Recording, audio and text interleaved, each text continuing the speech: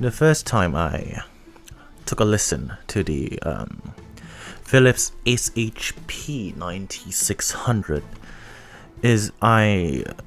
the experience was I was amazed at how good this headphone sounds like. But after a few long hours of listening to these, and after comparing these with the Biodynamics DT880 Pro, this is 250 ohm edition, the SHP9600 just sounds very unimpressive, I guess. I mean, I know the DT880s was about $70 more expensive, and that's quite the price jump considering these are only for $130.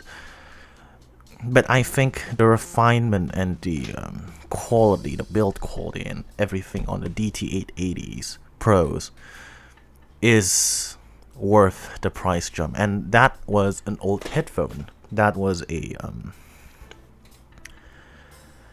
2003 headphone. I mean, the SHP9600 is a good choice for $130, but I don't think that the hype serves the quality that well, too well, I guess, because these are hyped. Like, a lot of audio groups seem to like these very much. Some hate these, and I can understand why people like these and hate these. In my opinion, the SHP9600 is a bit disappointing, I guess. I was expecting an upgraded version of the 9500, being like it has that 9500 tonality and sound signature, but just a bit more refined in terms of not as sharp. And the bass is actually pretty fine in the old 9500, in my opinion. It probably needs just a bit more bass, but not turning the bloody IM into a V-shaped consumer IM like the SHP9600. Yes, in my opinion, the SHP9600 is a V-shaped IM. V-shaped headphone. It has that type of dip in the mid-range that I don't like. And it does have a very big and bloomy bass. In the market right now, which consists of something like the DT880s or the Sennheiser HD560S 6XX, the 58X Jubilees, the 4XX, the 400 SE that I've reviewed before, the 400i 2020 edition. I don't know that the SHP9600 have really a place in the market that I can put as a but though these are a fairly decent headphone. If only these would retain the price of the SHP9500, which is about $75 if I'm not mistaken, I would easily recommend these, because the price jump from the SHP9500 to something like the 400i 2020 edition is quite significant, whilst the price jump from the SHP9600 to like the 58X or the 400i is not that significant, in my opinion, that you would purchase these over that, unless you put a high importance in comfort, because these are very comfortable. Unless you have like beard, or you have a beard, I don't think the ear pads will serve you pretty well with that. The build quality is solid. That was a TLDR, by the way. The build quality is pretty solid. it rattles a little, but it seems very solid. It's comfortable for my head, head shape, and for me, it's beautiful looking, I guess. The cable is hot garbage, by the way. This is the long, fuck. Oh shit. This is the long cable, which is like sticky rubber type of rubber, I guess. That a 1/4-inch adapter. I don't know if it's actually this one. I think it's a bit different. It also get a short cable which has a microphone in it. It's braided and it's in the box, and I'm too lazy to get the box. So yeah, you got a bare minimum cable setup, I guess. It's sufficient, it's okay. And I have no idea, it's mind-boggling to me that they haven't implemented the dual-sided connector. I mean, why? Why would you limit your headphone? Especially that most listener buyers of your SHP9500, I don't know if it's most, actually I don't have statistics of the market, that the most of us are quote-unquote audiophile type of consumer, which would really benefit for dual-sided connector, because most other audiophile headphones have dual-sided connector. So yeah, it kind of pisses me off that they still haven't done that. I mean, it's not very expensive to make, I guess. But then again, it's Philips, not an audiophile company. So yeah. Now to get to the sound, first we get to the bass. The bass is what I really don't like from this headphone. It is a bloomy and messy bass, in my opinion. It's like the tuning here in general is very what do you call that? Ambitious, in my opinion. To have that extra boost in the bass, but with a driver that isn't capable to produce excellent bass at that boosted is quite a problem with this headphone.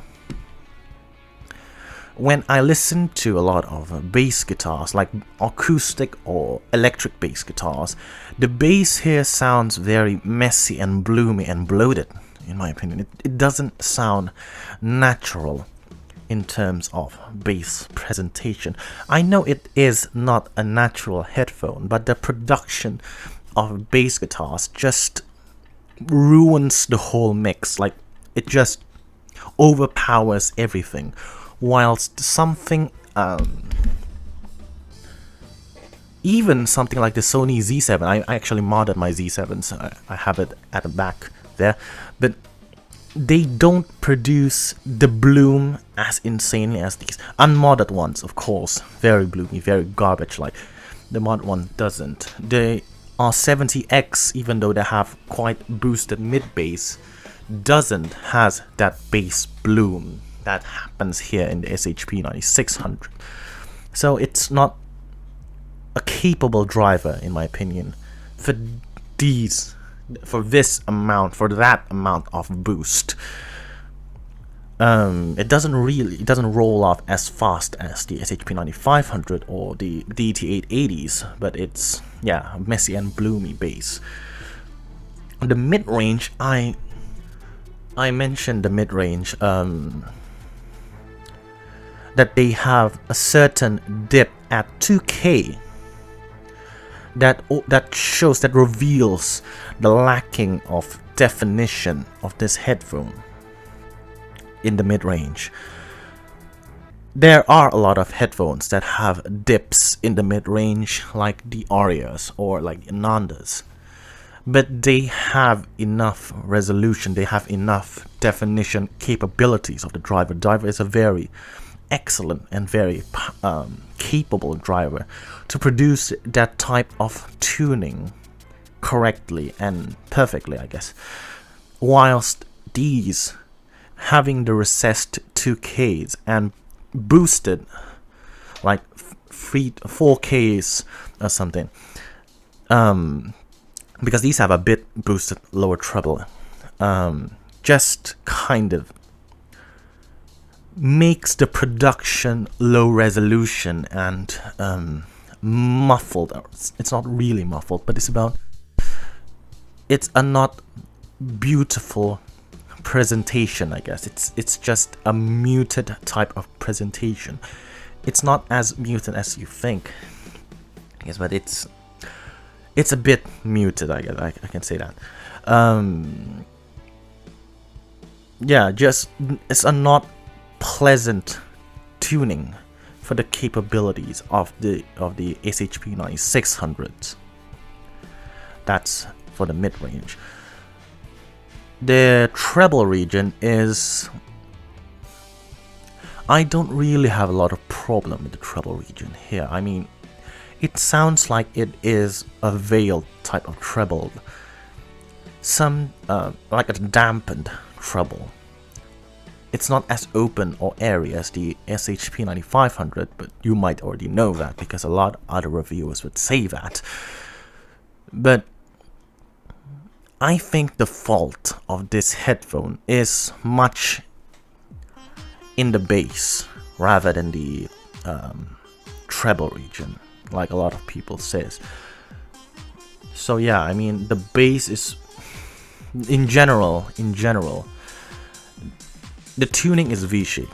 It's a very consumer type of tuning. If you listen to anything, it would sound relatively pleasant, especially if you listen to a lot of soundtracks, because even with the boosted bass, this have a very impressive soundstage width. It has an okay depth, but the width is still very impressive. The imaging is okay also. It's not problematic in any way, shape or form, but it's definitely there. It's not as good as the R70Xs nor the DT880 Pros, but it's definitely there. The separation is okay, I guess. It's not a very well separated headphone, but it's okay, I guess. So, would I recommend these? The answer is no. Why? Because of those reasons, and the main reason is actually how close a better headphone would be. Or I would just recommend an IM if you don't really have the budget to buy like the HE4XX, the 400i's, or the Bear Dynamics DT880 Pros, or something like the 6XX, 5AX Jubilee, and etc.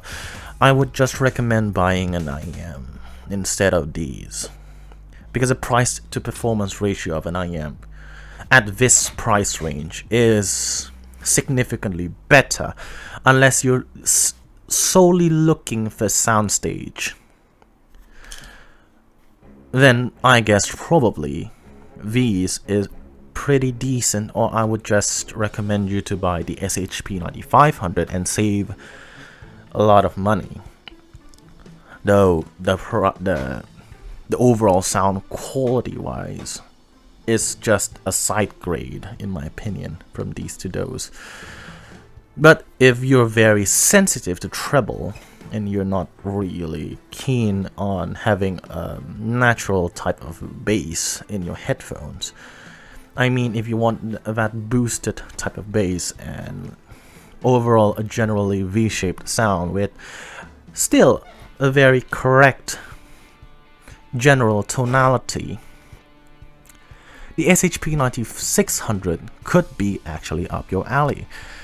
Though I would not like to keep these for long, I guess. I would just sell these. I know Jason is selling. This is Jason's unit, by the way. He's gonna sell these because he doesn't like these a lot, I guess. I don't know. I haven't watched his reviews yet.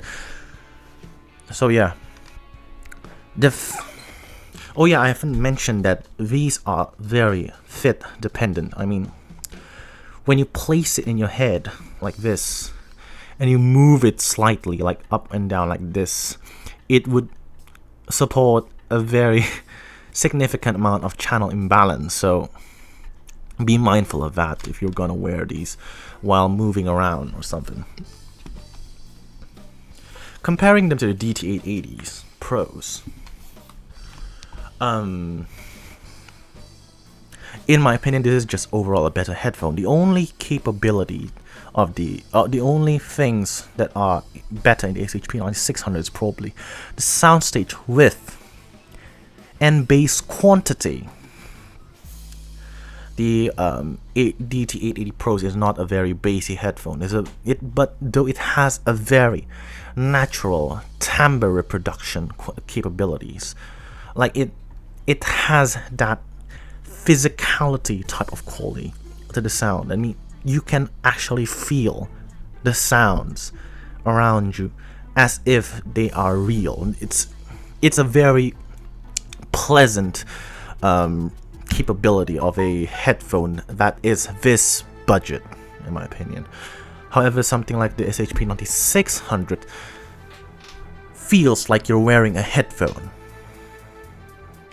It's not something as physical. I don't know if you get this. It's not a very physical representation of the sound. It's not a very vivid type of sound that the DT880 Pros can represent. The overall tuning is also better on the DT880 Pros, in my opinion. It's much more refined. It's much more pleasant sounding, I guess.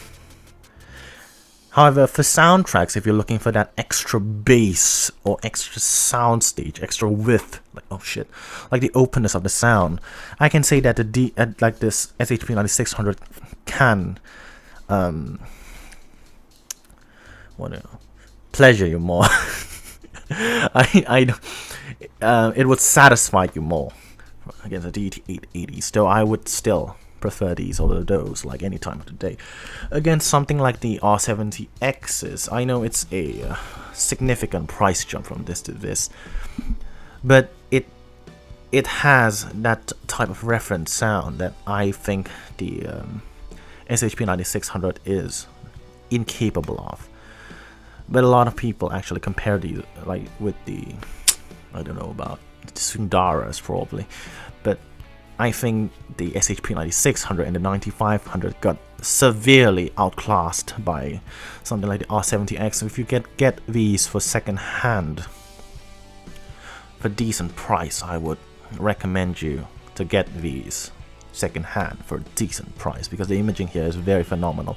Separation is very good here also. Soundstage is actually pretty wide, considering how big, how warm these things sounds like. So yeah, the only caveat to the R70X is replacement earpads, and the fitting for certain type of people would not like the type of ear flap like that, like the head flaps like that. So I would recommend those two headphones over these.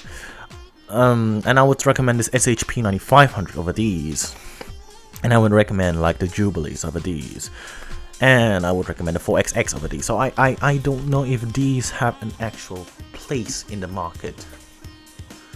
It's just a good headphone. It's a very good headphone. I just don't think that it is good enough for 2020. And it has a very V-shaped bloomy consumer sound, which a lot of people might like. So I guess a viable pick if you're looking for that type of sound. Though I would not recommend these. So yeah, that's it for the video. Don't forget to watch Jason's. See you next time. Godspeed.